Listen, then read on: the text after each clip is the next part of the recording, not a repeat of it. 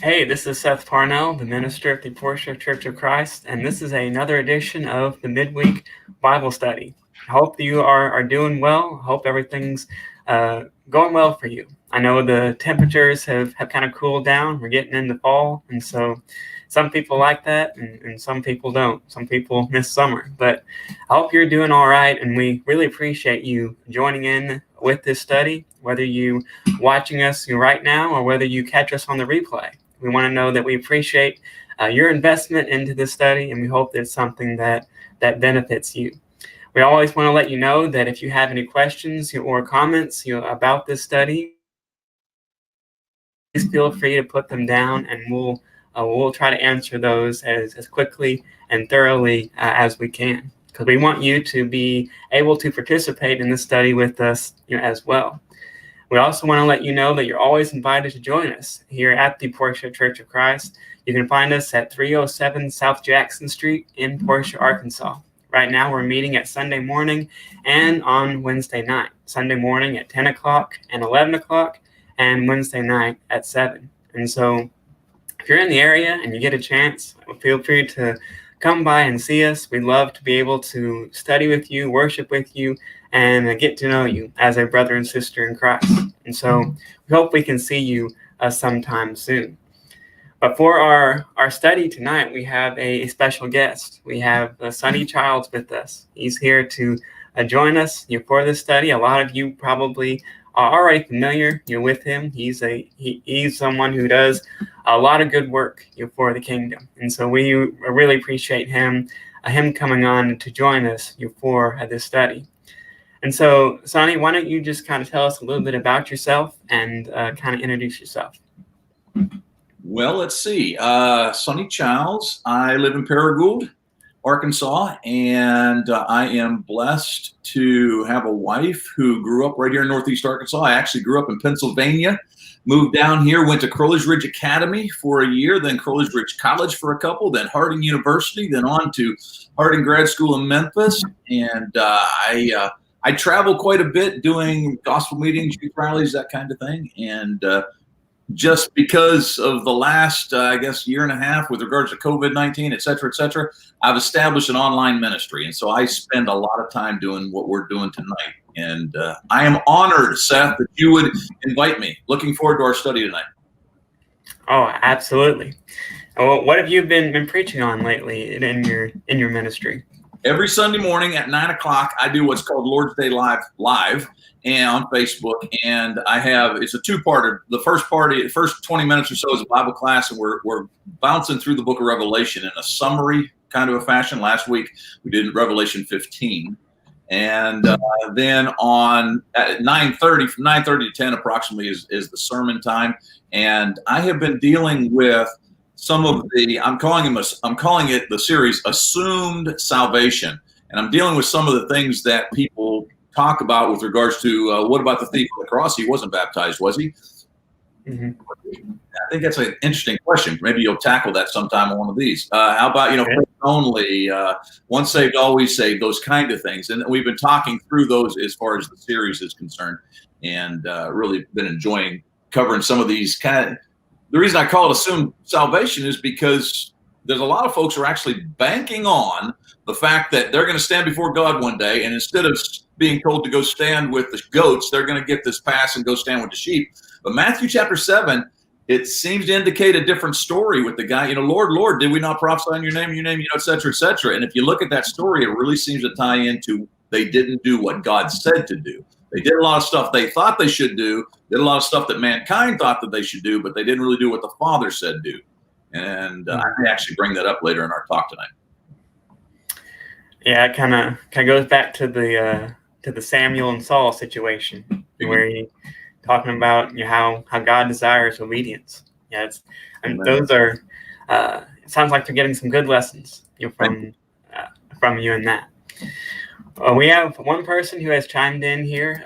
We have Tommy and Billy Gale. They are here. Tom, of course, is an elder at Portia, and so we appreciate you guys being here and joining us for this Bible study. If I might just chime in here, Seth, I have been blessed to be at Portia on many occasions. wonderful folks over there.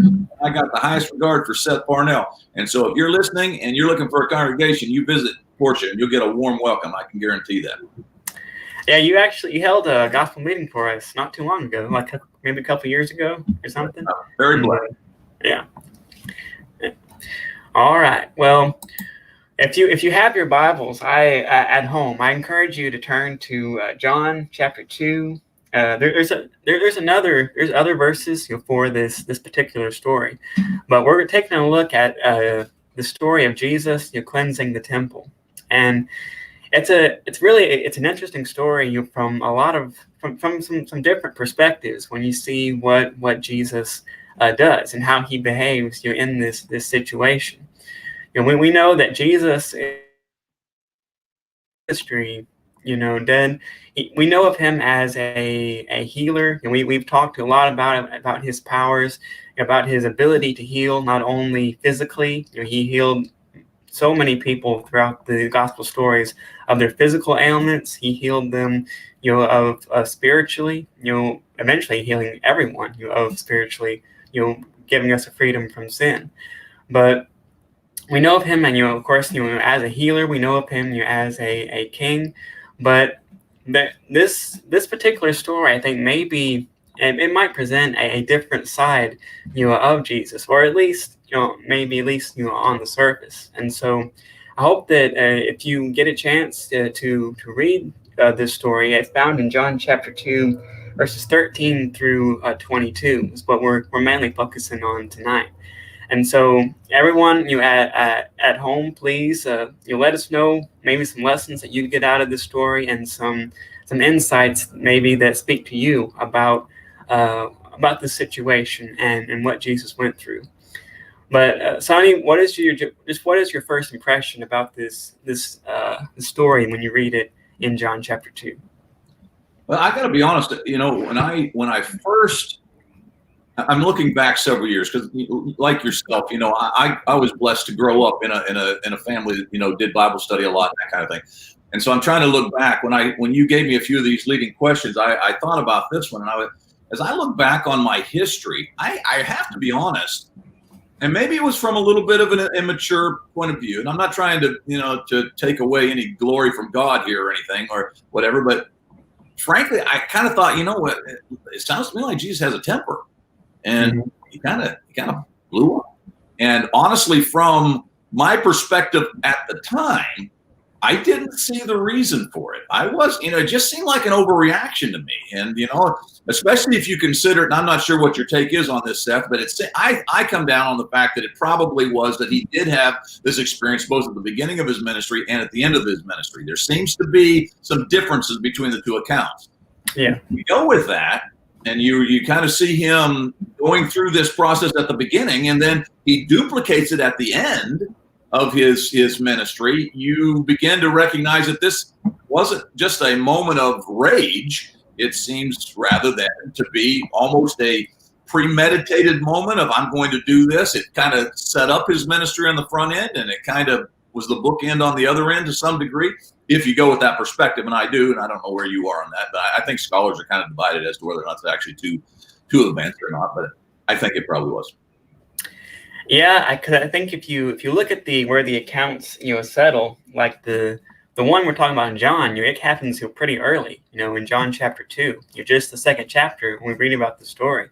But if you go over to the book of Mark, it happens in chapter 11, and Luke, it happens in chapter 19. And so that's those are it's a pretty big gap between chapter 2 and chapter 19, even though different gospels have different timelines and sure, have different purpose for what they do.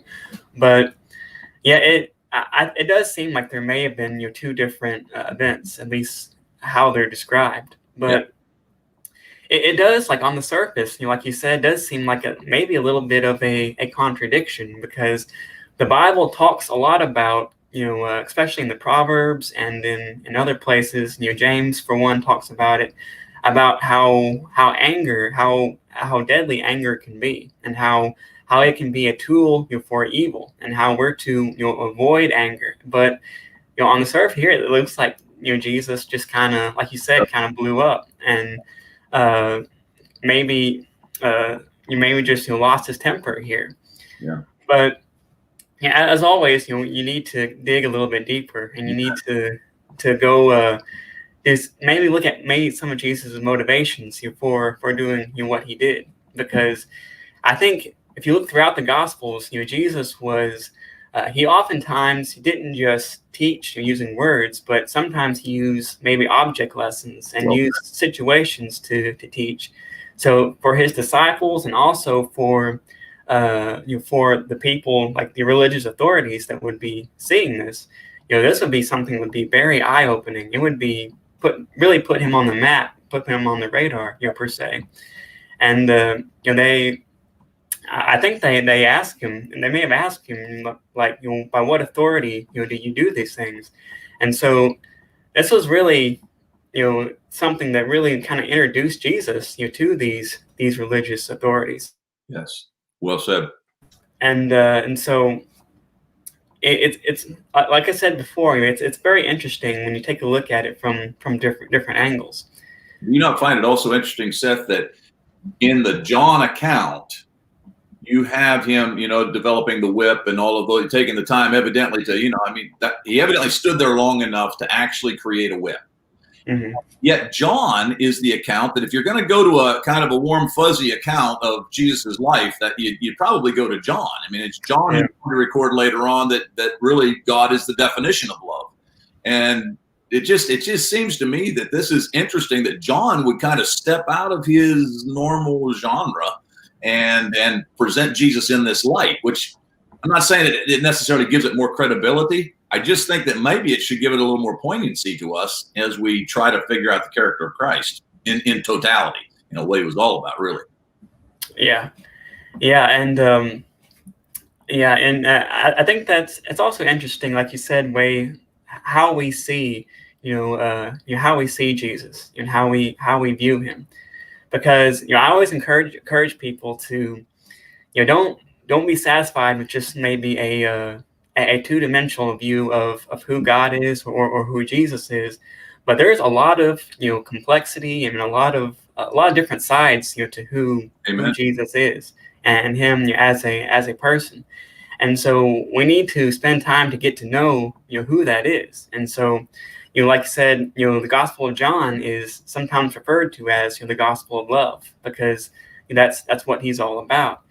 But this does seem to contrast that a little bit, but there is more to Jesus than just a good moral teacher. You're someone who preached really preached love all the time, but there's a lot that goes into the full picture of who Jesus is. And I think this is a story that kind of encourages us to kind of dig deeper and to look to more about who he is. I agree. Yeah, and there seems to show, I don't know, obviously Jesus had passion in everything that he did, but I guess it's because we're human, that when you see a passionate response such as this that seems to really show anger, it pops out at us like, oh, this is one of his more passionate moments. Well, I'm not sure that that's true. I think he's passionate about everything he does, but this is one that kind of rises to the top and makes us kind of, whoa.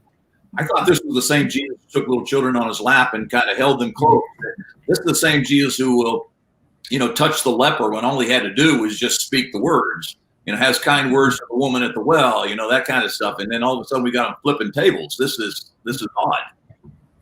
Yeah, but I think like you said, I don't think this was as much of a maybe a knee-jerk reaction. It wasn't just someone losing their temper, but I think Jesus he kind of knew what he was going to do.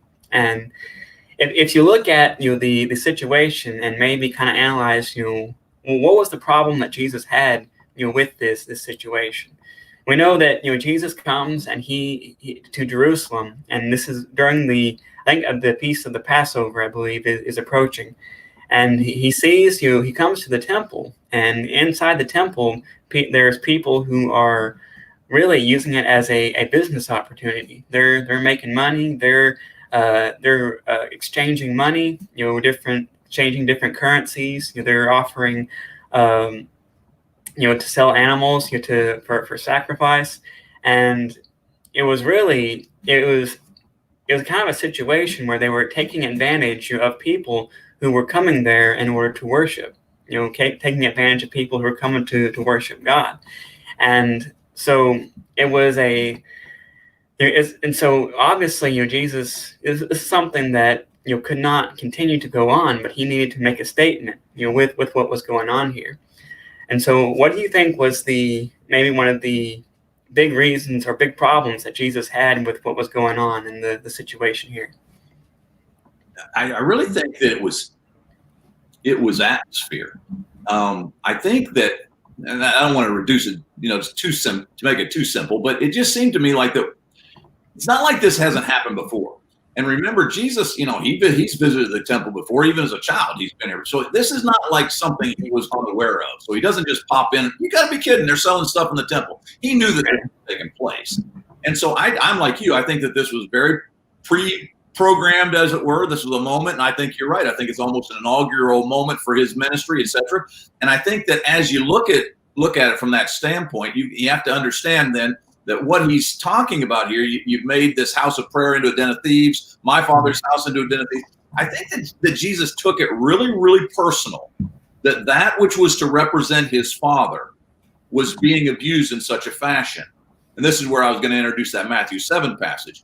I've always just found it odd that in the judgment scene scenario, there's this man, Jesus says, many will come to me and they'll say, Lord, Lord, do we not prophesy in your name cast out demons, do marvelous works in your name, et cetera, et cetera.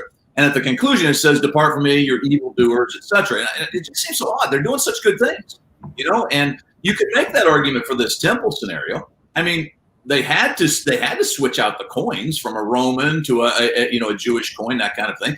There's a lot of folks who travel long distances to get there, and how they're going to keep their animals alive in that process. You can make the argument that these folks were doing a good service for the temple, but clearly people didn't see it that way. And I think when you go there, and you made this point just a moment ago, but when you go there, that means you got to look a little deeper on some of these things than what is just typically thrown at us. And when you look a little deeper, it's very, very offensive to Jesus the Son when his father is not being honored. And the applications, then I guess we're supposed to do that last. But when you go to the applications, I think it's pretty huge for us in the church today.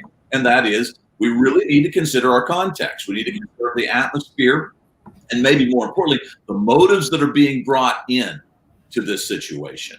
And if you see Jesus flipping tables over a group of folks who did not have the right context, atmosphere going on, whatever, in honor of his father, is it possible we could duplicate a similar scenario in our own assemblies today? I think so. Yeah, it's always a very dangerous perspective to take when you read stories in the Bible and say, well, that was those people then. Like we would never do anything like that. We're never guilty of that same thing. Sometimes we're a lot more closer to the characters in the Bible than we would like to admit. And so I think you're absolutely right. We have to make sure that we're not repeating the mistakes that these people made, in these stories, and make sure that we are someone who is creating that atmosphere, creating that situation, and where God can be honored and where God can be worshipped. And I think that may have been one of the bigger problems Jesus had with it, because from what we get later on in the Gospels, we realize that these religious authorities, they had no interest in honoring God. They had really no care in truly worshiping God. They were more self-absorbed and more concerned about their own type of political power. Yeah. And so Jesus is, he sees that that's not something that is really on their mind. And so I think if you go ahead. Forgive me for interrupting. I think also, this because you stand in the pulpit regularly, and I've done it myself, and and what it's like, in a typical church atmosphere, etc. You cannot force anyone to worship. It's impossible to do that. But Seth's job, Sonny's job, anybody else, our job, if we're a leader in a congregation, is to set the table. We set the situation up to do the best, present the best context possible for you to have an experience with God, for you to actually see him in his word, to be relate to him through the fellowship that you have with other Christians, those kind of things. Well, I think that that's what happened here, is that the folks who were supposed to be in charge of making sure that this atmosphere set people up to see God had done just the opposite, and they had created a distraction. Yeah, and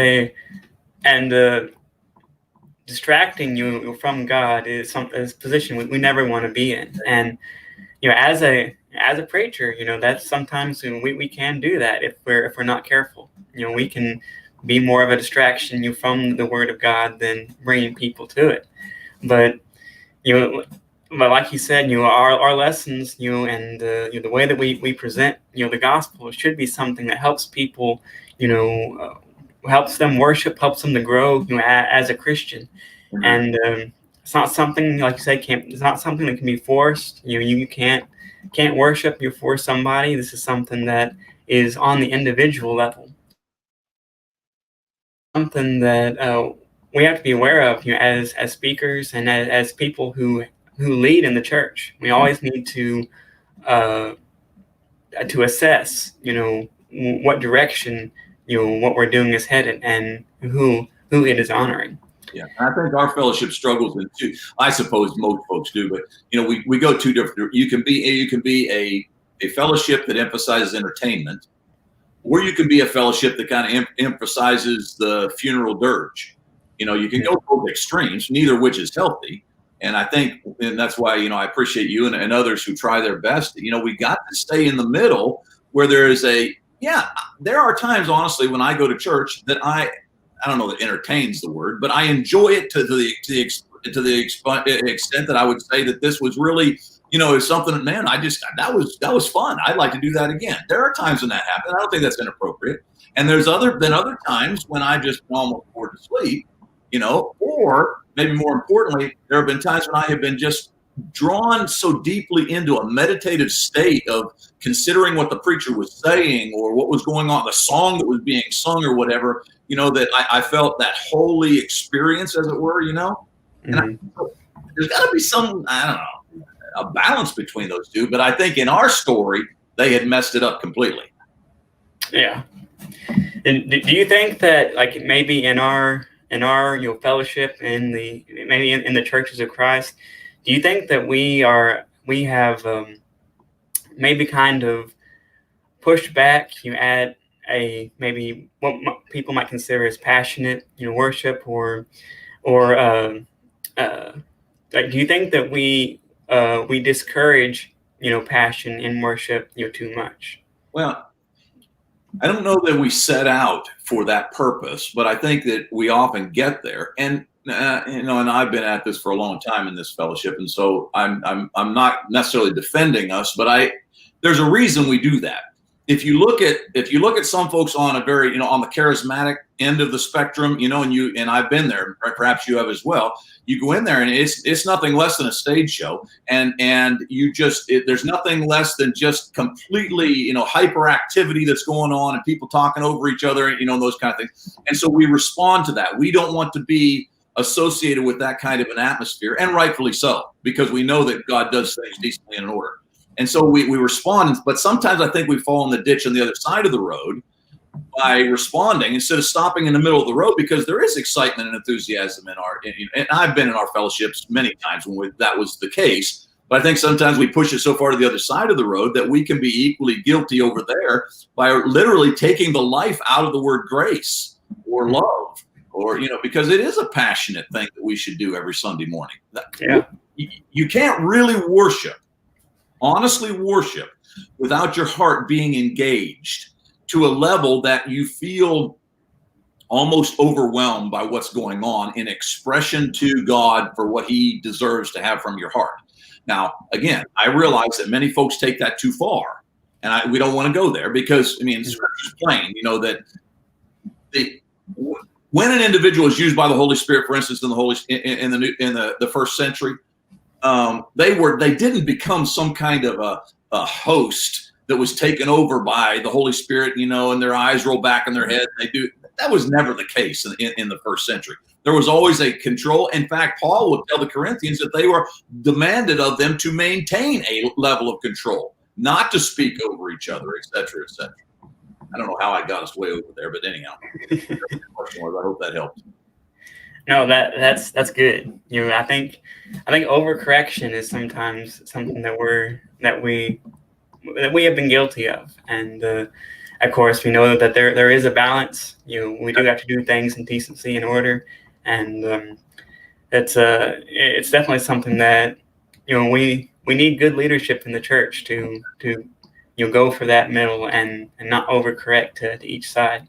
Yeah, and maybe that ties into our discussion tonight, because I think that we can see that what was happening in the temple setting was so skewed to one direction that it was becoming very mechanical. I go, I buy an offering, I present the offering, whatever. It was all kind of, there was no real fluid nature to my heart's engaged kind of a thing. And I think that's what upset Jesus in a big way. Yeah, I think you're right. Tommy Evans Tillman, he says that they were, and I think he's right. The temple was not made to be a marketplace, but right. It was built in order to worship God, and that was not what it was being used for during that time. And maybe an odd comparison, or I don't know, parallel is we are the temple today. We should not be a marketplace. I'm not talking about prostitution or anything like that. I'm just saying that, what are you using your body for? Or do you sell out to the world? Do you sell out to, the carnal cravings of the world, et cetera? Some of this stuff might actually be good that you're actually doing, but if you're doing that largely for a materialistic, carnal, pleasuresome moment, you're doing basically what they did back then, because we are the temple now. Mm-hmm. We are the temple of God, and that's a something to remember. And what we do on an individual level, what we do with what God has blessed us with, as it makes an impact on our faith, and we need to be careful with that. So if we kind of maybe dive deeper into, we already talked a little bit about Jesus's reaction, but like we said, sometimes he comes off as maybe angry, as maybe someone who has an angry reaction. But is there, I guess it might be a strange question, but is there like any place for anger in the gospel or in a person's faith, as a Christian? Because we understand that there's several verses that speak against anger, but we also know that we're human. We're people who have those emotions, and I personally believe the gospel was made for us and for people who have go through all those emotions, sadness, anger, joy, all those things that we go through. The gospel gives us a guide to go through with that. And so do you think that there is like I said, is there a place for anger, in a Christian, or is this more of a sense of Jesus being bold and being a kind of outstanding in what he's doing? Well, I think it's both. But is it Ephesians 4? I told Seth before we went live, I left my notes and I lost my notes, and so forgive me for not having this right off the top of my head. But I think it's Ephesians 4, where Paul actually says you can be angry and sin not. And we also know that Jesus, I want to say Capernaum, but I'm not sure that's right. He was healing the man that had the withered hand, and going to be on the Sabbath. And he looks around and he sees that these folks are just really, they can't wait. They really hope he'll do this on the Sabbath so that they can bring this. And they do, by the way, after he heals them, they rush out, and this is, big news for, the liberal television stations now, because, Jesus, who claims to be all that, he's healing people on the Sabbath. but it actually says in that context, again, forgive me, I want to say that one's in Mark, but it says in that context that Jesus was angry. He looked around, he saw their response, he was angry. And so it really doesn't matter what I think or Seth thinks, as much as I appreciate and love him. What does the book say? And if you let the book interpret the book, then you find out that, yeah, there were times that Jesus was angry. And I think it's a little nonsensical to suggest that we could throw over tables and not have some level of anger. That's a little beyond boldness, I think. Yeah. So yeah, you can be angry. And I think that it's reasonable for us, especially if you're a parent out there listening to this, you can think of situations where your child could be hurt, your child could be disappointed, whatever it may be, and you could be legitimately angry at the context that allowed that to happen. Well, go and turn it upside down now and say it's in reverse. Let's say that it's your parent and something has been done to besmirk their reputation or whatever it may be. And is it possible to be legitimately angry that somebody is not honoring your father as they should honor him? That makes perfect sense to me that you could. Now, obviously, anger can take us to a place we don't want to go. And so we have to be careful with that. But I think it's a lot like the word love. We say love, and everybody begins to think, well, that has to be warm and fuzzy. Not necessarily. There are plenty of passages in Scripture that actually describe a love that's very harsh, a love that's kind of hard on the front end, that kind of a thing. I think we have to be careful with the word anger in that same mode, because anger can be definitely a righteous response to something that human trafficking. We got that, is a big illustration that's going on right now. It's selling children, and it doesn't. How could a Christian not be angry at those circumstances, not want to do something to change those circumstances? And so, again, I don't know if that answers your question. I'm sorry, I don't have my notes, but I think, who cares what I think? We know Scripture says that Jesus was angry. And so my Lord can be angry. There evidently is an appropriate angerness. Angerness? That's a word. You can be angry in a way and still be like Jesus. Yeah, and I think we'll go with angriness or however you put it. But I think there's one passage I think here in James chapter 1 and verses 19 through 20 where he says, "Know this, my beloved brothers, let every person be quick to hear, slow to speak, slow to anger, for the anger of man does not produce the righteousness of God." So we know that anger can, it can have an maybe almost an intoxicating effect, on the decisions that we make, and often, for the most part, the decisions that we make while we're angry, they're usually not the best ones. Usually, anger doesn't lead us to making good, productive, decisions in our life and with our faith. But we know the warnings that we've been given, from James and from Proverbs and Psalms as well.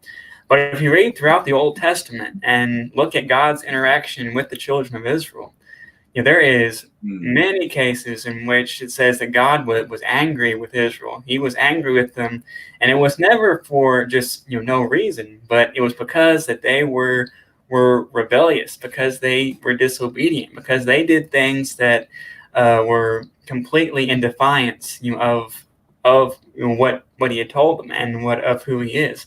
Yeah. And like I'm right now I'm studying the first couple of chapters of Ezekiel, and if you take a look at Ezekiel chapter 2, I think it's 8 times in like 10 verses he calls Israel a rebellious house, or a stubborn house, or people who had been disobedient to God. And so we know God himself has been angry at times, but yet we also know that God cannot have any part of sin. We know that he is goodness. He is pure. And so it is, I think there are things that that go on in our world today that maybe should make us angry, maybe should stir up those feelings inside of us that where we want to do something about it, that kind of motivates us to take action on something that that maybe we wouldn't otherwise. Amen. But we have to be careful with it, because we know that sometimes people point to this story and use it to justify just any outburst of anger that a person has. We know that's not the purpose Right. of this story, but I think if we are angry about about the right things, I guess, about the things that God is concerned with, about like you mentioned, human trafficking, about innocent people suffering and being taken advantage of, and that motivates us to try to make a difference in that. I think it could be a good thing for us. Yeah, and I appreciate the fact you got that slide up there with the James. Can you put that back up? So oh yeah. Notice that it says there. I mean, it says be slow to anger. He doesn't say do not be angry. He says be slow to it. As you're going that direction, make sure that this is you're completely rational on what you're doing, and you're going about it in a slow manner. But then it's almost like a contradictory statement. Then he says, for the anger of man does not produce the righteousness. Well, how can I be slow to anger, and yet the anger of man produces, it doesn't get the righteous? Well, the only way I could, evidently, according to context, that I could ever be angry appropriately is if it's an anger that comes from God. So it has to be motivated by him in order for it to be an appropriate anger. If it's simply an anger that comes about by my own selfish, passions or whatever, then it's an inappropriate anger. But if it does come or is led, or I'm led by God to go to that spot, then evidently it is legitimate. Yeah. And so like a lot of things, there's a we need to be careful with it, but there's a right perspective, I think, to have with it. And Jesus was, like we said, he's someone who has a rich character, someone who is not just someone who is about mercy, and grace, but there's more to him to that. And sometimes people try to paint Jesus, in that light as someone who maybe who never got angry, or someone who never did anything that would stand out, like this. But we know that he's someone who everything that he did was always for a purpose and for a reason. And there's a conversation that they have, after this, concerning where he speaks about his own, resurrection, and where he talks about, the temple and tearing down the temple. And, he says, I can tear this down and raise it, in 3 days. And of course, they thought that he was, crazy. They're like, they said, it took 46 years, to build this temple. You can put it up in 3 days. You're out of your mind. But John specifically mentions, he says, well, that Jesus was talking about himself, not the physical temple. Yeah. And so this was something that was done, for a purpose, and I think we see that with him. And so if we take a look, at the applications, of this story, and how it can how we can use it, and some lessons that we can get, from it. Do you think this story, does it teach us anything about responding to events that Jesus faced, like to events maybe where we see God's people being taken advantage of, or if we see injustices or things that are not good going on? Does this give us any type of a framework or guidelines to go by? I think that if you're going to keep it specific to the context, making an application specific to the context, it seems like you got to stay within kind of an atmosphere scenario where God's people are being led into an atmosphere that does not produce true worship or righteousness, but rather it's kind of like going through. I've got a religion that goes through the motions, but I don't really have the emotions to go with the religion. I think that we have to. I think that it evidently would give us an application to be made that it is legitimate, for instance, for elders, if they really feel like that their congregation has gone down the path of complacency, and folks are coming in and they're just sitting in the pew facing the back of the head of the fellow in front of them, not really engaging God or their fellow Christians. I think that it would be legitimate for the elders to be angry. I think that it would be legitimate for them to shake up the church and to, maybe they need to get into the pulpit and they're the shepherds after all. They need to say some things, and it may have to even be harsh. I mean, if you put it in a specific context, Jesus went so far as to flip over tables to get the attention. I'm not suggesting we need to start flipping over tables or anything, but the elders are given the assignment to be the, if you will, substitute shepherd until the great shepherd comes back for his church.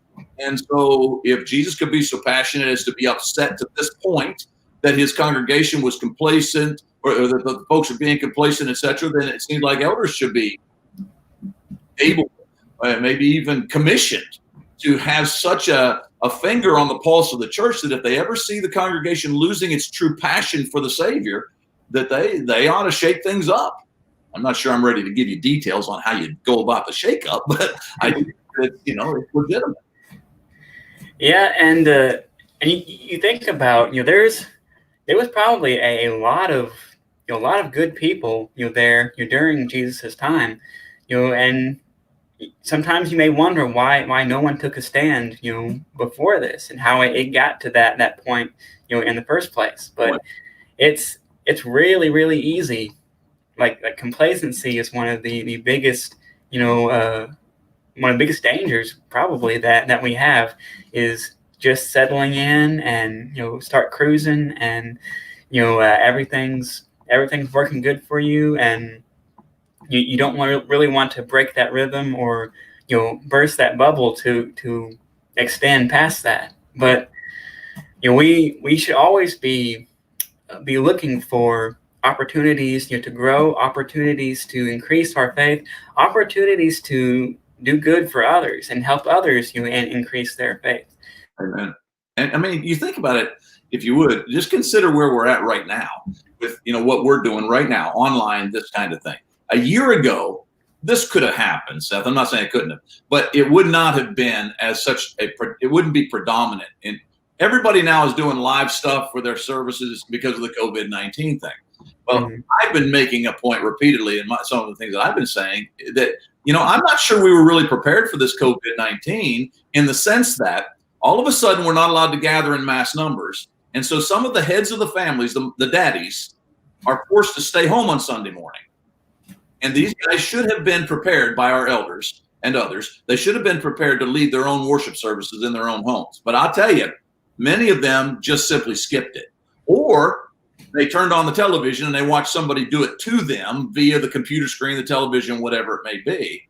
I think this is one of those areas where we did fall into a level of complacency in the church, where we're going to go to church and I'm just going to depend on Seth to tell me what the gospel says.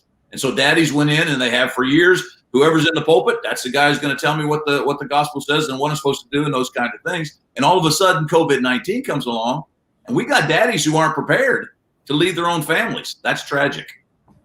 Yeah, and they're talked about as being the head of the household, and people who should be leaders. And that's one thing that I say. We know that God has appointed elders to lead the congregation. We have deacons who are put in positions of authority, and but you can be a leader and have leadership qualities in the church.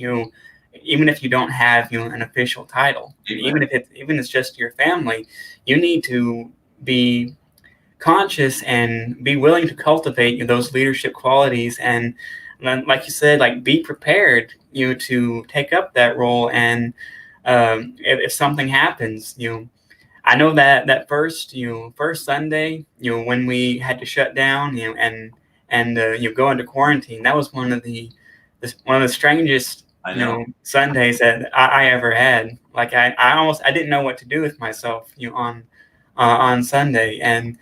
But we adapted, and we found ways to connect and to get with each other. But we always need to be prepared in order to be a leader. And it may just be a few people, it may be a lot of people, but we need to be prepared for that. And I'm trying to stay within this parallel that you've been making. And I think that, if you think about it, one of the things that happened there with the cleansing of the temple was that they had made it, the powers that be, they had made it so convenient.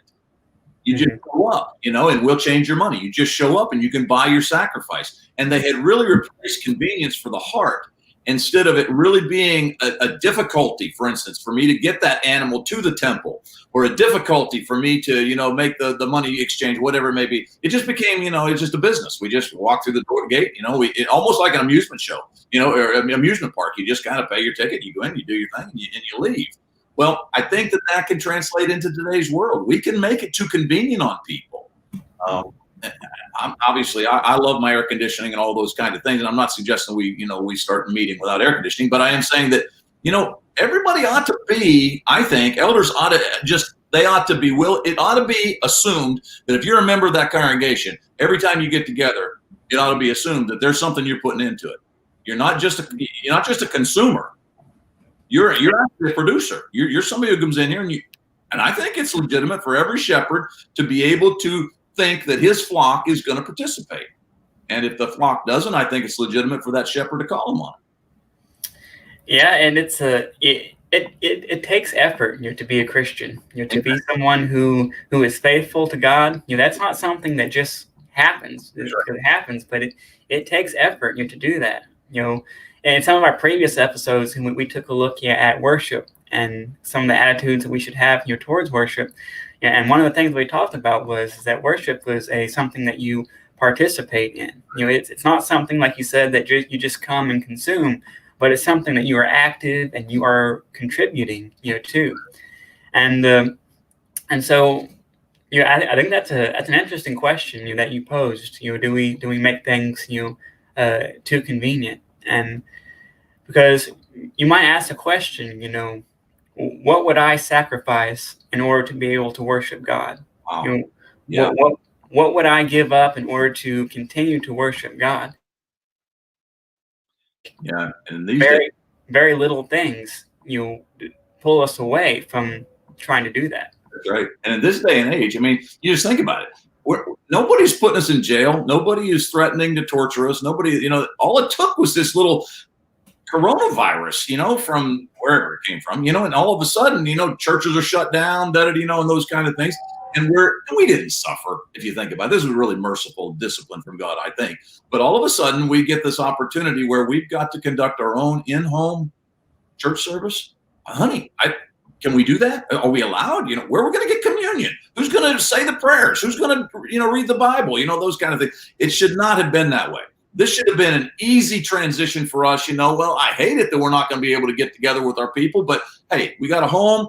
Our family can come. Everybody gather in the living room. We're going to have a Bible study. That should just be so simple, but we became so complacent because of all the conveniences of going, sitting down, letting Seth tell us what's what, that we weren't ready for this. Yeah. And I always tell people, don't, I'm just telling you, I'm just trying to tell you, that's my mission, to tell you what the gospel says and tell you what the Bible says. Don't take my word for it. No matter how important of a person, how charismatic a person, how genuine a person may seem, in the end, the authority lies, with the scriptures. So you Amen. can't just take a person's, word for it. And I think, maybe this will teach us or give us some insight, and maybe being prepared for things that happen in the future. And maybe we'll put more of a priority on, what can we do if we can't meet, or what can we do in order to connect people who maybe don't have the opportunity to join for a physical service. What can we do to connect those people? I think that this is absolutely an awful thing that has happened, with this virus and everything. But you can get some good things out of a bad situation if Sure. you pay attention to it. Sure. I've got some really good friends right now tonight, and they're probably watching because I'm putting this on my Facebook page as well, who are in Louisville, Kentucky. I'm not going to get into political anything. All I'm saying is that because of the unrest in Louisville, Kentucky, it would have been very, very difficult for them to have services last night. I don't know that they did. Okay. Because of that. Well, that's not even coronavirus related. That's the various violences that we've got going on in our cities, etc. You consider the fact that Christianity is quickly becoming more and more unpopular. All I'm doing is I'm trying to set a series of things in motion to help us to see that it is very possible within the next few years that it's going to be predominant that we meet in our homes rather than our church buildings. That's easily possible, given the direction that our country seems to be. They call it the underground church kind of thing. I could see that happening in America. It certainly has happened in China and other places like that. And so maybe this, like you said, is an opportunity for us to learn, so that in the future, when other things that come down upon us, it's much more difficult than this, we will be able to be functional. Yeah, because we know that God he's given us a lot, and he's given us there's a lot of talent, there's a lot of good things in the church, a lot, and in the congregations, and they have the ability to come up with some bright solutions and some good ideas to go forward. And so it's always we need to pay attention to what's going on now, but we also, as a Christian, we're always preparing for the future. We need to prepare for the future of the church as well, and take steps to make sure that we're doing what we need to do in order to be good stewards of what God has given us. Amen. Well said. There's one more thing, considering our story that we're looking at tonight. There's one more thing that I wanted to bring up just briefly, as I know we're running pretty close to closing time here. We've been going for about 52 minutes, but this is actually a fulfillment of prophecy. And when you take a look at what Jesus did, when we mentioned earlier about how it's not just an instant knee-jerk reaction from Jesus, but this is actually fulfilled a prophecy that we find in Psalm chapter 69, because when the disciples they recognized something that they had read and something that they had been knowledge of. Psalm chapter 69 and verse 9 says, "For zeal for your house has consumed me, and the reproaches of those who reproach you have fallen on me." And they recognize this as something that Jesus was doing, and the zeal that he had. And so I find it interesting that this was prophesied by the psalmist here in Psalm chapter 69, and that's what took place. Good point. All right. Well, I think we're going to about end it there. Is there any closing thoughts that you have on the story of Jesus cleansing the temple? Just that God would not have preserved it for us 2,000 plus years later if he didn't want us to make application to it. I realize we're not living 2,000 years ago. We're not living around the physical temple, all of those kind of things, but he doesn't preserve his word unless there's something to be applied to us present tense.